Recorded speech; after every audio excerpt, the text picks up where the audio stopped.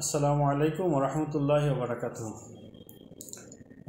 সম্মানিত ভিউয়ার্স, আমরা বিভিন্ন সময় মসজিদে নামাজ পড়তে গিয়ে দেখি যে বিভিন্ন প্রয়োজনে ইমামকে আমাদের লোকমা দেওয়ার প্রয়োজন হয়, অর্থাৎ কোনো সমস্যা হলে ইমামকে আমরা লোকমা দিই।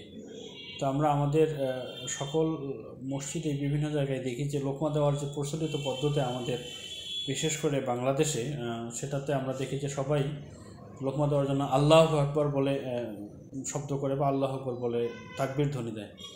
আসলে রাসূলুল্লাহ সাল্লাল্লাহু আলাইহি সাল্লামের হাদিস অনুযায়ী আমাদের লোকমা দেওয়ার এই পদ্ধতিটি আসলে সঠিক কিনা আমি সে বিচারে যাচ্ছি না, তবে আমি দুটি হাদিস আপনাদের সামনে তুলে ধরছি।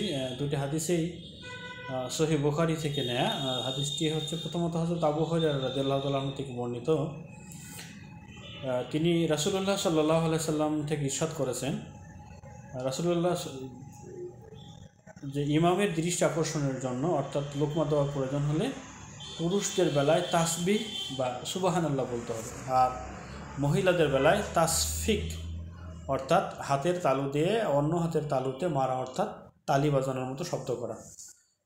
অন্য হাদিসটি হচ্ছে সাহাল ইবনু সাদ রাদিয়াল্লাহু তাআলা আনহু থেকে বর্ণিত। তিনি বলেন, রাসূলুল্লাহ সাল্লাল্লাহু আলাইহি সাল্লাম বলেছেন, সালাতে লোকমা দেওয়ার প্রয়োজন হলে, লোকমা দিতে হলে পুরুষদের জন্য তাসবিহ এবং মহিলাদের জন্য তাসফিক অর্থাৎ পুরুষরা লোকমা দেওয়ার জন্য সুবহানাল্লাহ বলবে, এবং মহিলাদের যদি কোনো পক্ষ থেকে লোকমা দেয় তাহলে তিনি তার এক হাতের তালু দিয়ে অন্য হাতের তালু দিয়ে শব্দ করবে, অথবা এক হাতের তালু দিয়ে অন্য হাতের পিঠে মেরে তালি বাজানোর মতো শব্দ করবে, যাতে করে ইমাম সাহেব বুঝতে পারেন। আসুন আমরা রাসূলুল্লাহ সাল্লাল্লাহু আলাইহি সাল্লামের হাদিস অনুযায়ী আমাদের আমলগুলো করার চেষ্টা করি, এবং নামাজে লোকমা দেওয়ার ক্ষেত্রে আমরা হাদিসের এই বিষয়গুলো মাথায় রেখেই আমরা লোকমা দেওয়ার চেষ্টা করি।